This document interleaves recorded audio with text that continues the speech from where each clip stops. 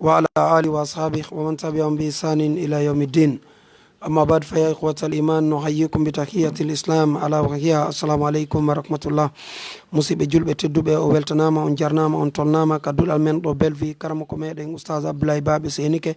haray yiɗen fuɗɗade oɗo darsa mo wowɗen janngude. haray ko saɗi moɗon ko tooli moɗon hiɗo weltana hiɗo jarna. haray tigi tigi on ko wakkilagol janga faama gollitira nde tawde noon neɗɗo julɗo on simo janngude diina kan imo faamude imo gollitirde haray ko ɗum ɗo woni nafoore gurdam makko ɗam. haray tigi tigi on ko en wakkilo wawen janngude haray nde ɗo deftere fiqhu sunna nde wonɗen e janngude ko deftere nde tawi haray tigi tigi on hinde wondani en e nafoore molanade. haray koyen wakkilo haray tigi tigi on koyen andu kaɗo diina janngugol faama gollitira ko ɗum woni nafoore ɗan ɗo gurdam. haray min torike on min jeeji on ɓeydugol wakkilagol nde tawde noon mo etike o hejjindini e ko fewni kon hannde wonay nafoore molanade. si tawi noon on tigi hejjindinali haray wonay kadi lorraji molanaɗi haray koyen wakkilo janggen faamen gollitiren. haray meɗen wiya on ko tooli moɗon o weltanama on jarnama. haray oustaz en ɓe buy e maɓɓe ɓe senike on weltantoɓe. haray meɗen wiya on tafaddal ya oustaz.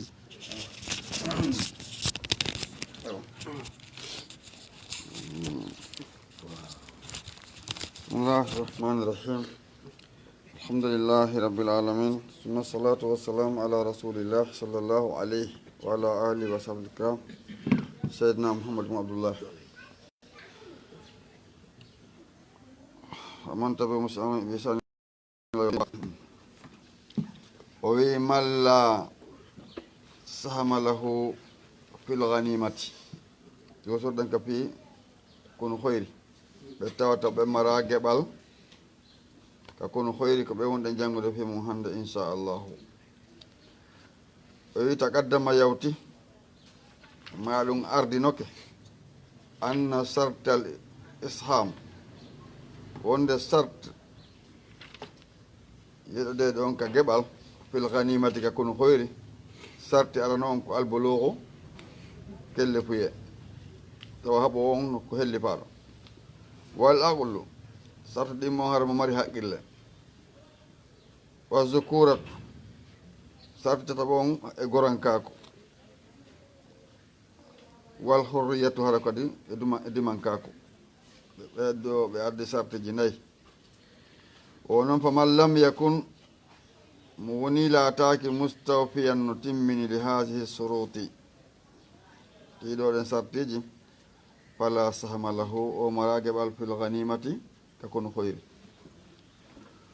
wa in kana lahu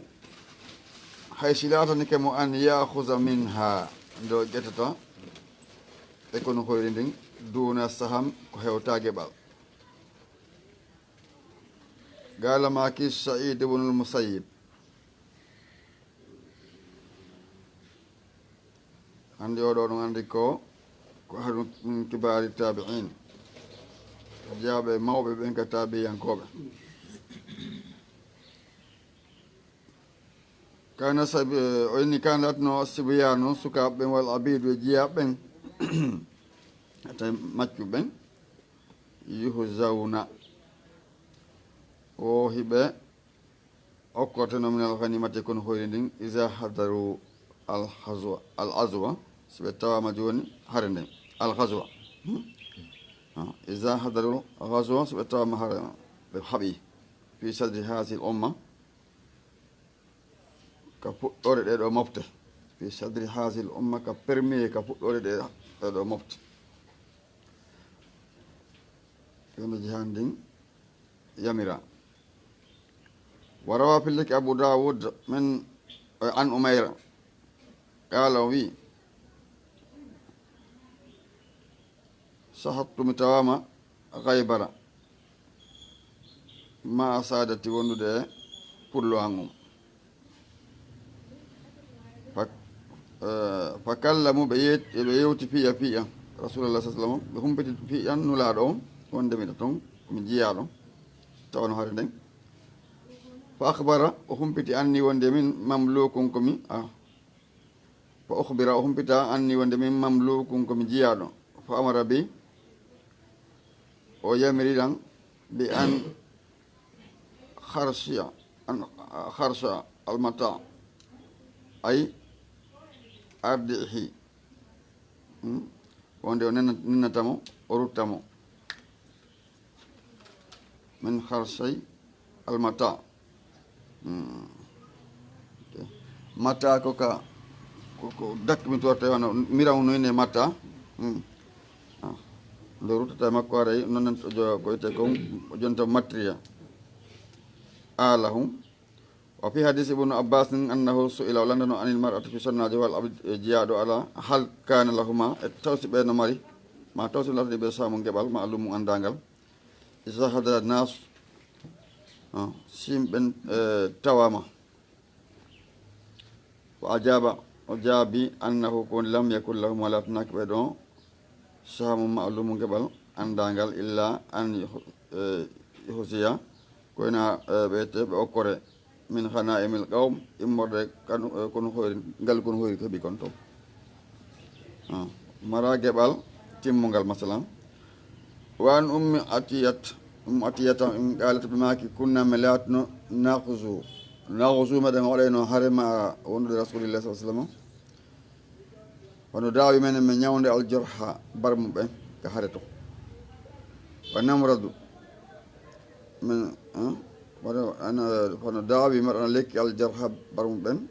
wa namradu min ñawde almarda nawnu ɓen wa kana laltike yurdahu lana meɗen ittanteno minal ganimati mode kono hoyri masalan ɓe koreno men ka kono hoyri kono ono hollali ko geɓa saham timma geɓal haɓuɓe ɓen wa akhraja yaltina tirmisi imam tirmisi andil awzaiyu mursalan hadisen waɗimo irsal qala inni asama yeeɗi annabi sallam asbuyana faye ɓen bi haybara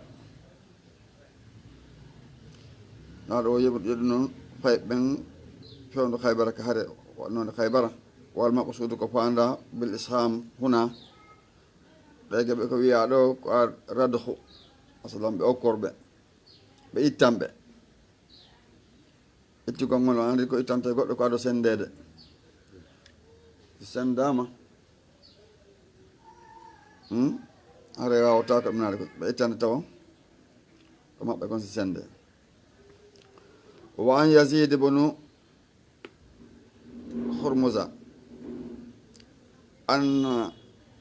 najdata al harawiya kataba winano ila ibne abbas oɗo ɗen winano ibne abbas radiallahu anhuma wele allah naɓe ɗo kala yasaluhu mo landade mo an hamsi an humusi hilalin an hamsi hilalin awa ko piiji joyi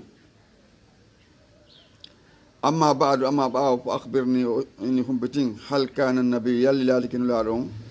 yahusu bin nisa'i mo haɓiɗeno e sonnaɓe masala mo yaadeno e sonnaɓen haare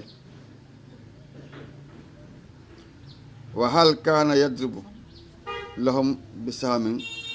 ɗimmum ɗum tawsi laatino mo ittanenoɓe geɓal eɓeno geɓe toon wa hal kana yaɓɓutulu asibuyana tawsi mo laatino mo wareno fay ɓen ka haare toon tatagum ɗum noon waade de o matta yan kadi hende say timmata mata yan kadi koynta timmata yettumu alyatima yagal alyatimajo ko hende say timmata alyatimagal yanta alyatimajo ko fewdo hande sa niveau hombo wonta si innete kaari hande kadi na alyatima juwa ɓum ɗum wo an hamsi ok wa anil humusi ɗon wonta ɓe juwaɓal ngal liman huwa kombo mari ngal juwaɓal wiyangal juwaɓal ngal wa gala ibnu abbas ɓe maki lawla an aktuma sinano fi wotam suuɗu ilman gandal ma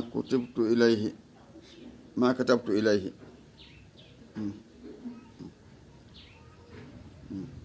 o mi windantano mo sallam jabatanoko mo suma ref ɗum kataba winde ilay faade makko fa qala wi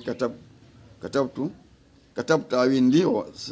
tasaluni ɗa landade lan hal kana rasulullah sa sallama taw silaari kinnaɗo sallam yahzu binnisai mo haɓede wonde sonnaɓe masala mo yaade sonnaɓe haare wa qad kana gon ilaata ke yahzu bihinna mo yaadene maɓɓe haare koye dawina ɓe ñawde aljarha barmuɓe ɓen way hasina hiɓe yeɗeteno masalan hiɓe okkorteno minel ganimati ummata kono hoyri ɓe okkorteno wa amma yashamu amma noon ingo ko geɓal wono geɓal worɓe hawɓe ɓen fala o wa lam yakun laatake annabi sa sallam um yaɓotul subuyana kadi laatanokkimo warayno fayɓe ɓen ko haarata masalan fayɓe musrikin ɓen ma paɗe ɓe yedduɓe ɓen hefra ɓen ɓe waratano ɓe wa anta la taqtul hum an kadi wotta waruɓe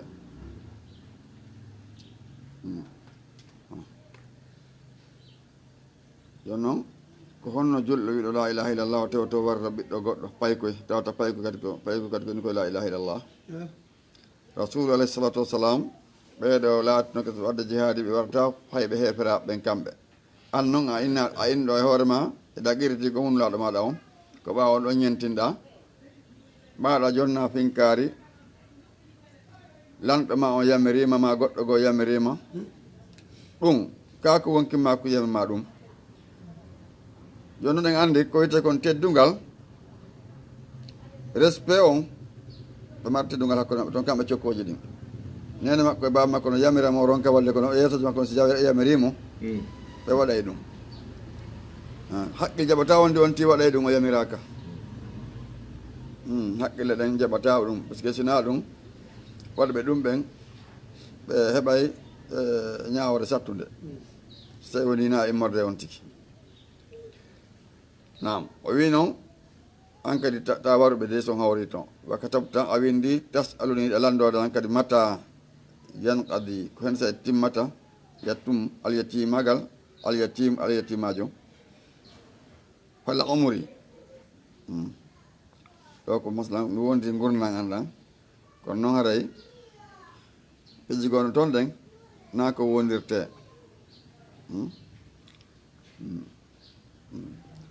wawi noon joni mi wondiri omo gurna an woni e junngo muɗum annabi sallam makre noon wallazi nafsi biyadihi huwa awla wa ahsan moni hanude ko ɗum ɓuuri mo laɓede woni inna rajula no gorko la tumbita no fuɗawa liyatahu waare makko nden wa innahu la daifun gorko tawta haɓa waare kono haɓa ko lo'o kum al akhdi li nafsi o wawata kippande hoore makko programme aji kono haade fof forsi o walla o wondiri ɗum ono woyi o masalan wona ɓi waare kono tigi tigi on wawata wurde wallitaka wawata liwande hoore mum suudu wawata heɓde kasbol haala heɓgoji on kasbol guure tota ma o tambita daiful wika ete lowɗo miran min ha immorde e jaati makko on kanko hoore makko masalan o wawata kippude haajuji makko ɗin so wallitaka fof nodduno woɓɓe goo toon ɗe no andi no sirti ko ɗum fa isa akasa li nafsihi so wawi jon kippande hoore makko min salihi immorde moƴƴereji ma ya akusu ko ƴettata ɗum annasu yimɓe heddiɓɓen fakat saba gonɗi iwi an e makko alyatimaga ngal oɗo ko ni addiri o so tawi woni on tigui wawi heɓande hoore mum programme ji makko ɗin o wara hende kadi o yiɗi alyatimaga kono noon ɗen andi ko anda kon ka bindi ko so tawi wonti heeɓi duuɓi 15 ɓe inni hare on ɗon helli paama ara na wataki weede alyatimajo hande kadi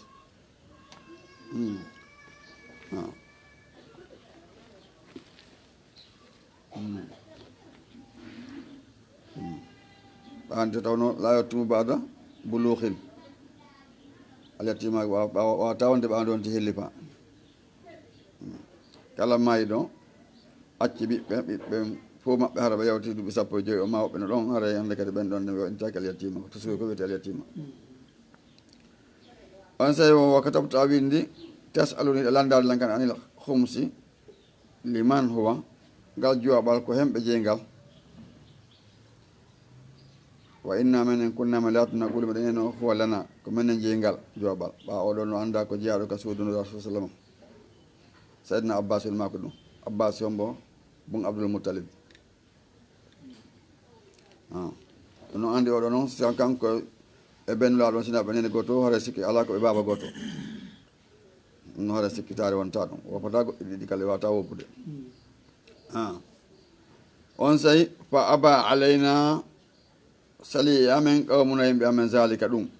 ɓe sali ɗum yimɓe amen ɓe sali ɗum rawahu alhamsatu illa alboukhariyu jo ɓen filli hadis on kona imam boukhari al ajra'u wa khairu muslimina ok kana ɗum la yushamu lahum al ajra'u joddiji ni wa khairu muslimin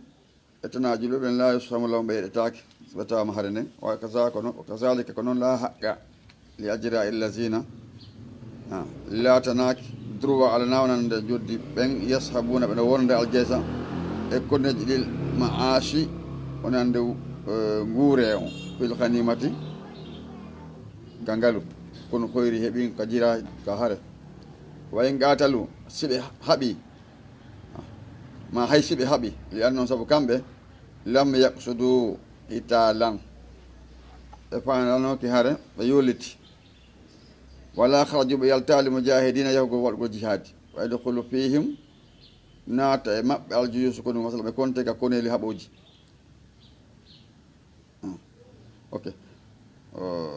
wa yadkhulu naata fihim ɓen noon aljuyusu koneli alhadisatu kesi jollitiɗi ɓeɗo alanoka alaka programme soldat ɓe spécial yahuɓe pi ɗiɗo jihad fa innaha ɗum ɗon sana'atun ko golle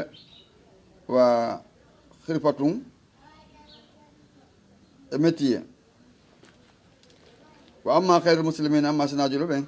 minal zammiyin ismina imaro ɓeɗe simatum keɓe emɓe won ɓen ƴettuɗaɓe haadi waga dektala partigol ɗi lutodiri piŋe ɓen noon ansaru darɗe alfuqaha karama koɓe figihu ɓen ɓe watta ɗo joni karama koɓe figihu wona karama koɓe ɓen fof andi karama koɓe ɓen pasni ɗuuri karama ko yagal moƴƴa woni woɓɓe joni kadi ko tajwidi jande qouran hara ɓe anda pe ñawa sara fus woɓɓe kadi kaka luha ɓe gon ɗum andi woɓɓe kadi ko façon jigo kono ɓeɗo anduɓe al ulama ol figihu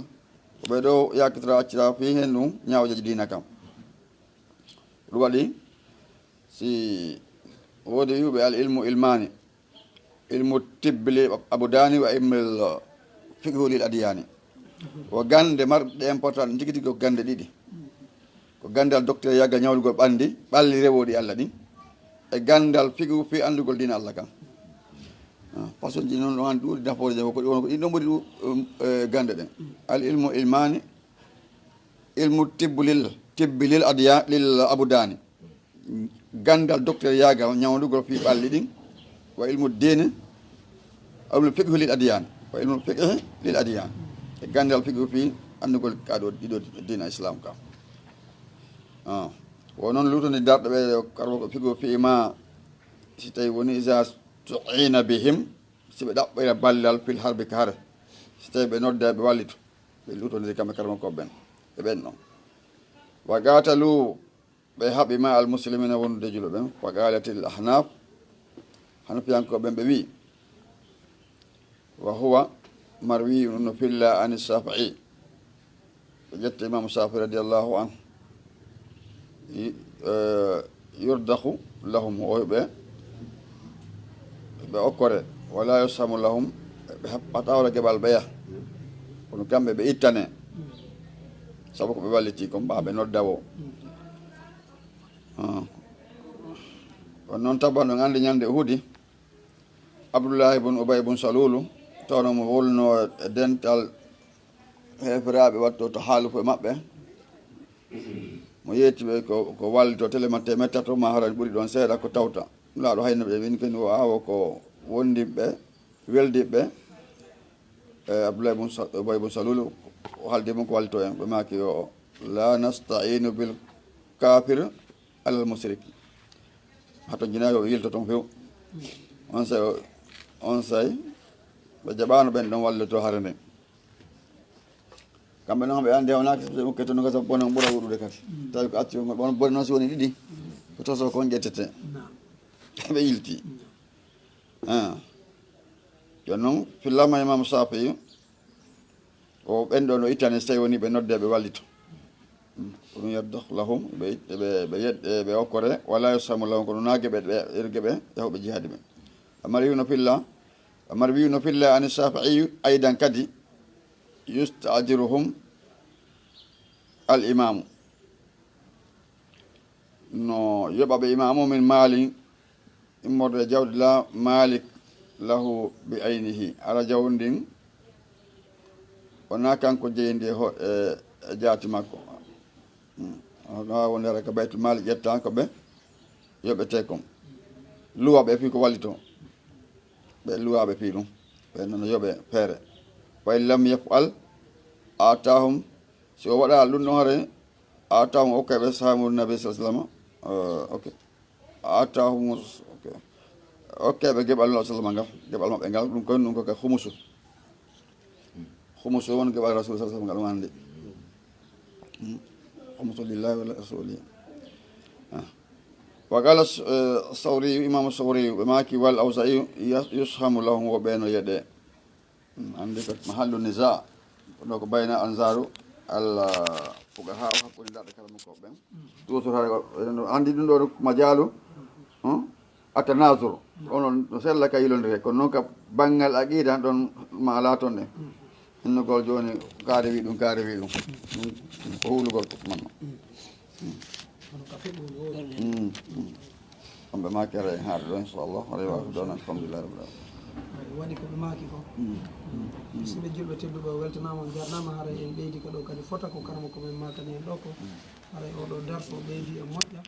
wi ko wonno ngal ɗo gueɓal sendirte ka kono hoyri haray mbawɗo jereji ɗi lannuno fayda tawi ko taabi ine yankoɓe ɗum wadde guere ɓe heeɓi ɗum on humus si hemdike ɓe yarli hari no woodi ɓeɓɓe moɓe jonna ka ɗum ɗon ittete few joni fiye ɓe gure nelanden nanni ɗum ɗon nen ko ɗum lawa ɗo min ɓe nder maɓɓe nen kono ɗon ɗen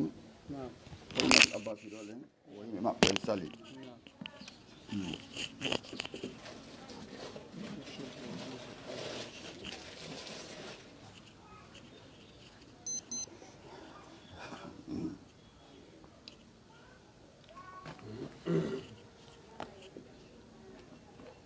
bismillahi rahmani rahim alhamdulillahi rabbil alamin wassalatu wassalamu ala sayyidil awwalin wal akhirin sayyidina muhammad ibn abdullah sallallahu alayhi wa ala alihi wa sahbihi kiram aman tabi'ahum bi ihsan ila yawmiddin allahumma allimna ma yanfa'una wa fa'alna bima lam zidna ilma wa wi khataru shirk wa wujub al hazr minhu bitajannubi asbabihi wo ko masibo dansere sirku on e waɗɗagol rentagol e ko wiyete kon sirku sabu woɗɗitagol sababuji addoji ɗin e sirku a sirku a azamu zunub ko wiyete kon sirku ɓuri mawnude junubaji ɗi li anna allaha taala sabu allah towɗo on akhbara o humpiti annahu ko woni la maghfirata yafantake liman lam yatub minhu omo tubali e ko wiyete sirku mawnude annahu subhanahu kanko allah bajjo seni ɗo mo sana e wonani kataba o windi ala nafsi e jaati makko arrahmat yurmede o parli e hoore makko yurmede rahmati halabat gadabi kama jaa fi hadis qudusi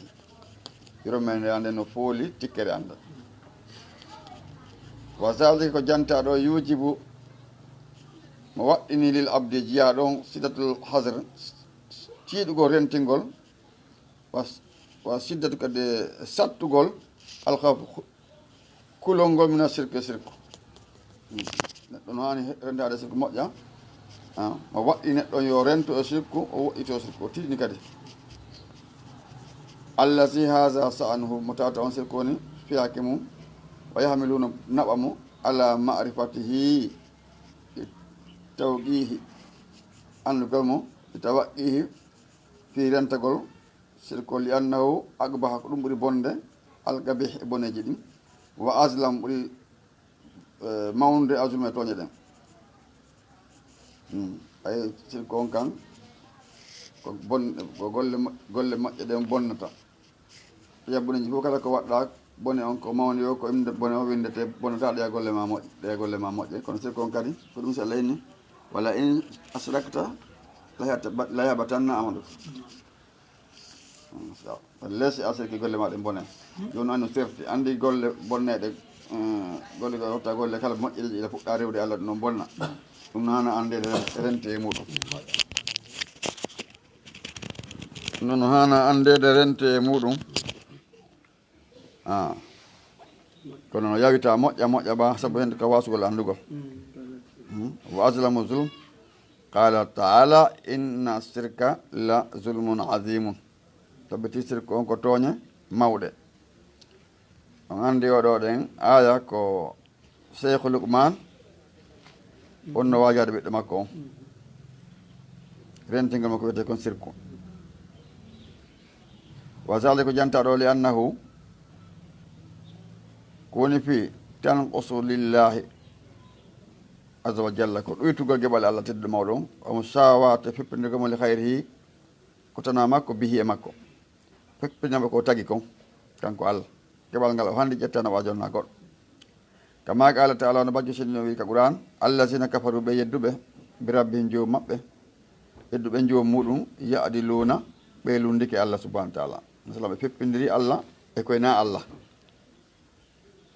walan am wa qala taala to ɗon wi fala taj'alu lillahi andadan o tan waɗan Allahu on ɗimmoɓe ko amtun ta onon taalamun heɗon andi le pelle Allah ko kanko tagi dawon e goɗɗo goo o tan waɗ ko ɗum few ɗo ko haɗore ni haɗɗoma noon ko hombo ko Allah subhanahu wa taala wali anna sirka tabati sirko munaqidu no lundi lil maqsudi ko fanda ko bil khalqi e taguɗo on bil khalqi way tagu ngum wal amru min kulli wajhin wali anna sirk tabu sirko munaqidun no firti lil maqsudi fanda ndenen ko fanda ko bil khalqi e tagu ngum naase ɓe sirko ɓe fanda ko tawhid billah wal amru min kulli wajhin e yamirore kala bange ɗen fof muɗum no lundi wonde neɗɗo sirkan Allah subhanahu wa taala faman wonɗo wo asraka billahi sirkanɗo Allah kawɗo Allah e goɗɗum azza wa jalla oɗo Allah o tedduɗo mawɗo faqad sabbaha al makhluqa bil khaliqi aɗa o nandini taguɗo tage fof gon e taguɗo on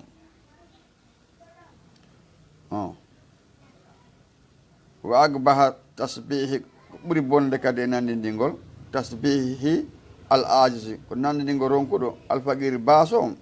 bizati e jaati kim bil qadir hattanɗo alghani ngalo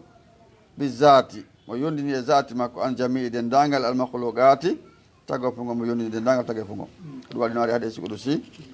o noon aranɓe moɗon sakkite moɗon yimɓe mon jinna mum fof hawtire wi Allah subhanahu wa taala ɓeyta Allah o yermiski Allah zarati ko boyi noon ka yimɓe mo jinna mo nokko wini sawti kadi yeddi Allah subhanahu wa taala ɗum lorota Allah yermiski Allah zarati yo no Allah no rewande de ko hoore moɗon wa qad hasara gonɗi rentini annabiyu sallallah sallama ummatahu mofte makko ɗen mina sirk e ko wiyete sirk kon wa sadda o uddi kulla turuqi kala laawi allati ɗin tafdi ilayhi no naɓa e sirk on kala laawi yahayɗi hewta sirk on ɗin ɗon laawi o kaliɗi kono e nder ɗum woɓɓe profité heɓi jol koye ka rewa ka meɗen hannde mbawurete ko wiyete kon a ziyara saabu hen ɗum no ñaame e mum nayi no hirse e muɗum jawle no yalta e muɗum ko ɗum waɗi hennu no yalti eko Allah wi en toɗen innal insana la yattaqa an ra'ahu stahna ɗaɗonke ko ñama waɗa e mama yaala sikka ɗaare hannde heɓoɗo joni yahugol putore mo ani kono no fetti sartoto e haaju o saabu hen ɗum ngal heeɓike joni neɗɗo beɓay kono ko so yi hoore makko o alli tanki o heɓali ngal hande kadi mo newi mo yankini ko ñande ko heeɓi jawdi o yaako ko moƴƴinta ko tawa goɗɗo no mbuyare no jaga no décision ko hoore o hari ya trace jiɗi o tracata tawa jakkana sama kala joni o hari mara goɗɗo jaka ko goɗɗo no ɗo ayi asahu faqad ba'asa llahu nabiyahu gonɗi allah no li annabajo makko mouhammadan sallah sallam on wa haalata al arab tawi alhaali arab heɓen bal wa haalatu ahlul ardi alhaali yimɓe leydi ndi fof kulluhum illa baqaya ɓe fof maɓɓe ko nda keddale min ahal kitab immata yimɓe defte ɓen kanat latno ala aswa ko ɓuuri bonde haalate alhaal kama qala taala to bajjo seni ɗon wiiɗen ko qouran laqad manna llahu ala al muminina gonɗi allah moƴƴike gonɗimɓe ɓe isi basandi o imminno fihim e maɓɓe rasulan nulaɗo min anfusim jiyaɗo e dambe maɓɓe neɗɗanke jiyaɗo ka leñol maɓɓe arabejo yatlu alayhim no jangganaɓe yatlu alayhim ayatihi mo jangganaɓe ayaji allah ɗen o zakkihim o laɓɓinaɓe e sirku o yuallimuhum o andinaɓe alkitaba ñawoje ɗo deftere wal hikmata ñawoje séria sabbu nuzul mo jamge muhkam e mayre kulla say wal hikmata e ñawoje séria hikma ete faamu wa in kanu ɓe laatake min abalu ko atti ɗum wadde ko addi o nulde ɓe oɗon laaɓa Muhammad sallallahu alaihi wasallam la fi dalalin hari ɓe fuj bo e majjere mo binin ɓangude nde suuɗaki ko dina waɗi neɗɗanke hewtima ko hewtiɗoɗe so wonti acciti ɗi nakka ko allah wiye tolla asfala safilina ko ɗum e wonti to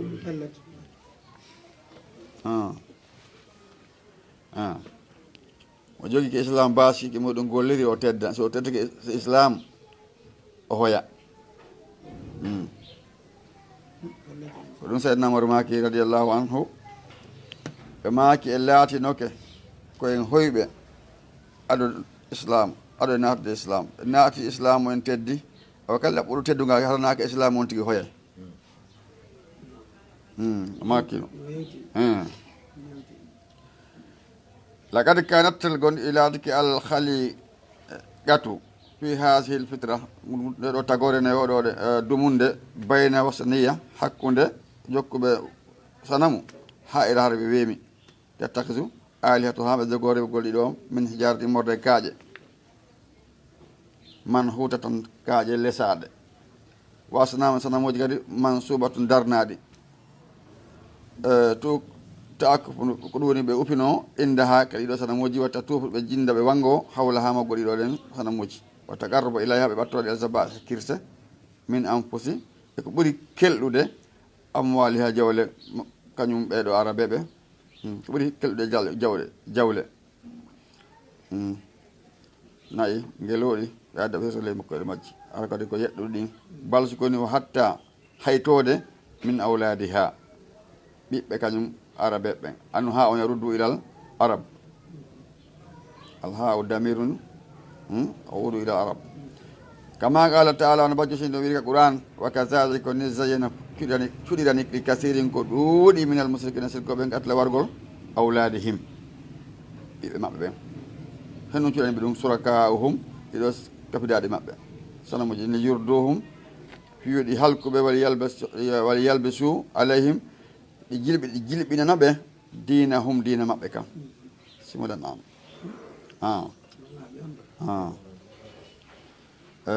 na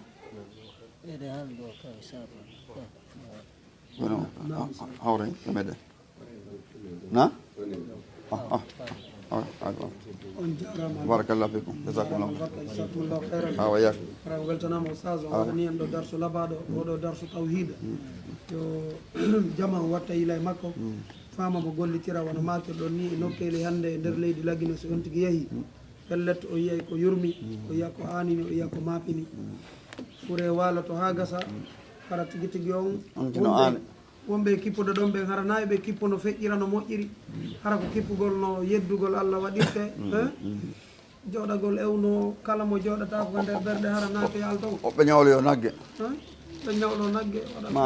ma hito ɗi nayi mayi ɗon tigi tigi no yurmi ha feƴƴiti no ilaw maayi o jeeya ɗum ɗon hannde kadi yaara goɗɗo ko jeeyi mi wattani yilto ɓe anndu goɗɗo no maaya goɗɗo ɗon kehir seede lorata on tigi e hunde ɓe lettirum tawaka e binde ɗin tawaka e programme ɗum so allah inin tode ya ayuha allazina amanu anfiqu mimma razaqnakum min qabli an yati ahadakumul mawtu fa yaqul rabbi lawla akhartani ila ajalin qaribin fa asaddaqa wa akun minas salihin ayi on jakka ko wonte sakkoto ko ado feƴƴinde kono noon lamarim nayi boyi an ilat wuurɗa ha hannde a waɗa ɗon sadaka nodda jama o ɗon ko sa mayi wonge hirse andi an tigi waɗi ɗon ko welatama ɓeyki a faalaka eɗi hirse haɗo wonde ko ɓaɗa mari nayi inna joni musidanga aɗa faala sadaka ɗo ɗen waɗa kono woni ko ɗo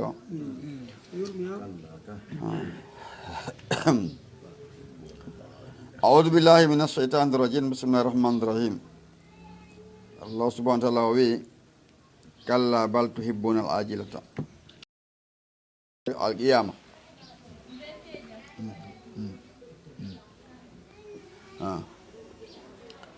كلا ونانو بل كنتم تحبون العاجلة دون يدي هدنغو كونيو أدنغا kala golle mon e sago mo ko hendo kisan fewo jano ando no wattiniri na fito de ha ko wadi haydo go sadaka goto opi godo e sadaka o jaba man fono addiri hella ga kañum goto ma ta hasna la hoddiro ma ko nyenyo da wori na den ko si hoddiri on timaya sabu on non haray ma hebo wata daruna don acca al akhirata ila kharamon o non versini film non ko adnonga ko no yido no baal no reni ande kadi on aslan ni joni jawdi ko nafata ko on mari do euro ma dum dollar aray andama o do len tigi tigi on ko faala o wada yamana dum kono baraji non kan no yaaka dum non taw ka agi etaake ga on hadi dum dal considérer ko yaaka anda ko do ko dum be considérer wujuhun geece goo yamajinde ñande nadiratum hino hecciɗi nadira ɓe jalbi ila rabbiha ko faade jo majje nadiratu woni ko ɗo reeni ɗum ko yeeso gonɗi ɓen ɓeɗo ɓe wiya subahana taala o wono yirte laylatul badri andi nadira neɗɗo heddi masalan uɗo leyɗe goo hetti ɗen si arɗo en tigui onon haari on ala ɗo ne ɓenna tawi kilma on ko wiɗen ko haare no sefti ɓandu makko ne ɓandu men haare ko wiyete nadira jalbi no hecciɗi fa kasa o wujuhu gueese go yomaji nde ñande basirat no ñilɓidi suni e ñilɓidi ta zunnu ide felliti an yuf ala biha ko huwete mabɓe kon faaqira tun ko bone ba hen ɗum ɓe al'alama on kalla a wona noon few isa balakati tarak si tawi woni wonkiki hewtikka guindoɗe daaɗe ga andi tarak ko yolde no hakkude ɓerde nden ɗo len elo ko ƴore nde gayinte tarak si woni ha hewtode ko ɗon tuwoni mannade daaɗe waqila wiye hemɓe wiyata ɗum siɓɓe may ɗon won ɗon nawno ɗon marraqin komboni moccowo on c'est docteur Kari Yahante docteur noon kadi ko wawi lekki ko si Allah subahana hoddiri yo lekki makko ñawda ɗum waɗi ayi ɗo goɗɗo nawno ɗo ne yaka docteur jo ñawdo ma ya accama ɗo tawa oya nawnano kañum ka ɗum wawno joni hara joni kanko tigui ɓaare ñawnto moƴƴara kañum tigui neɗɗo e duuɓi ha kono la wata wonde wiye komboni moccowo o janna mo pelliti kanko nawon ɗon annaw kanko annawol pirako nde ɗo nawnare o setta e may o setta e aduna won yani yufariqu dunya wal ahli wal aulad wal mal ɗiɗo piiji nayyi o setta e majji jawdi makko ndin sonnaɓe makko ɓen ɓiɓɓe makko ɓen jawdi makko ndin wacca ɗum hemɓe ɓaawo ɓen ga ɓen no hannde kadi comme woɓɓen tode ko ma yiiɗa yarlaki nalta ka suudu ma waɗa ko faala o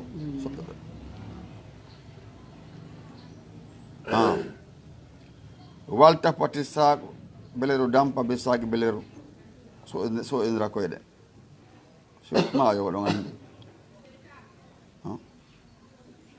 ila rabbika ko faade ka joomma yawmaji nde ñande almasaq ila rabbika yawmaji nil masaq ka joomma nde ñande woni soggorgal masalan soggorgal hen ɗum wonkinkin wonkinkin ko ɗo malayika ɓe ƴettake randoya ɓalli ɓandum walliyaɓe wonti ɓen kippa kañumen nde wattiniroya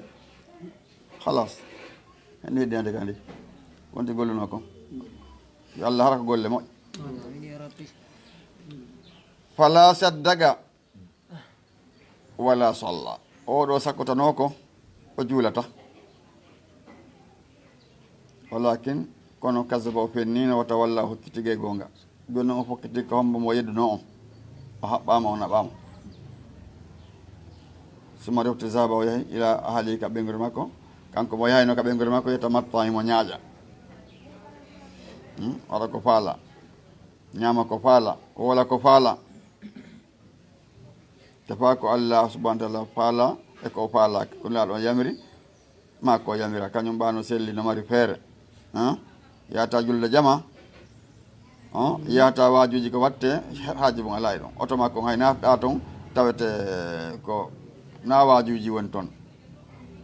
nden potini pewtuwe makko joni noon o naɓama honto ko rabbul ibadi on allah wi awla laka ko ɗum handuɗa fo awla ma awla laka bone wonanima bone wodanima fo awla ko ɗum handuɗa soma refti awla laka bone wodanima fo awla ko ɗum handuɗa ɓa ko ɗum faggitinuɗa a yasabol insanu sikka neɗɗanke on an yutraka wonde o tertete sudan ni tum fala yumar wala yunha wala yuhasabu wala yuaqabu o sikkay o akkite ni tun hara o yamirtake o haɗetake o hasbitake o lettatake la ko ɗum waɗanma haqqille yani so'irɗe ɗen fiya ya andu programme uji ɗin sertuɗamum munteji ɗin wallazi ansaakum wa jaalakum sama wal absara wal afida qalilan ma taskurun ɗe woni so'irɗe ɗen kala so'irɗe ɗen ko ɗiɗo piiji ɓuuri mawnude noppi ɗin e gite ɗen e haqqille ka ɓerko wiyete ala fuɗa ɗeɗo so heeɓi ɗeɗo ɗen haɗani kadi takali fo on aray ɗa fawa goɗɗum tifo noon anda ko fawma fawaɗa kon wona sikki an ko dépense ɗum fawaɗa ɓaɗamoɓe ɓeygure sikki ɗum fawaɗa dewal ngal kañum no waɗi o no kippiɗa ɗon dépense ka suudu maɗa kadi ko la budda kippa fii maɗa e fii ɓeygure nden no ɓe famira ka ɗo dina allah subahanahu wa taala lianna allah subahana taala huwa allazi qala wa ma halaqtul jinna li yabudun hakaza ma andi taw on aya moƴƴa taskoɗa o wii a yasabol insanu e sikko neɗɗanke an yutraka o akkite o tertete sudan nina ni ano nayi e dambi ɗum ñama yara tum itta tuyo alam yaku o wonano nuttufa tan toɓɓere min maniyin immorde mani yumna tippinade ka renga o jibina summa refti kana o laatike o laatinoke alaga tan heɗɗere fa halaga allah tagi mo fa sawwa o feppedi tagu makko woni neɗɗanke wawɗo wadde kala ko faala watuwal ɗo paane ɗo ɗen yaari gilangal moƴƴinangal ha ngal doga few komo jonno makin haqqille ɗen haqqille haɗa nafi moƴƴino nde to ko an neɗɗo wonɗo ga o a watal haɗa janngude pusko windi a yekketike ha a wawi a naɓa ɗo ɗen sarta ngal ɗo ɗen toon capanɗe naɓangal e leydi woɗɗude an tun a gokku a pesata kilo capanɗe jeetati awa naɓa juggitanga yaada e muɗum naɓa ha kaɓe faala ɗon kiloji ɗuɗuɗi gombo hokkuma ɗum haqqille yo jaka noon ɗa mari haqqille sina télé makka dinane ɗon ɗa kadi so ekkitma wawa kono ɓa jaɓal ekkitade a tawa ɗon rabbul ibadi on ayo hakaza fa jaala minhu zawjayni o waɗi e makko noneji ɗiɗi kanko azzakara wal unsa nden toɓɓere o waɗi mayre gorko e sonnajo o yeñini ɓeɗo kadi ko yaltata ɓe jibina ɓe ɗuuɗa alaysa zalika e laataki waɗɗo ɗum o ɓe gadir mo hattani ala an yuhiyal mawta nde mentinamay ɓen bala wakalla mo wawi ɗum mo hattani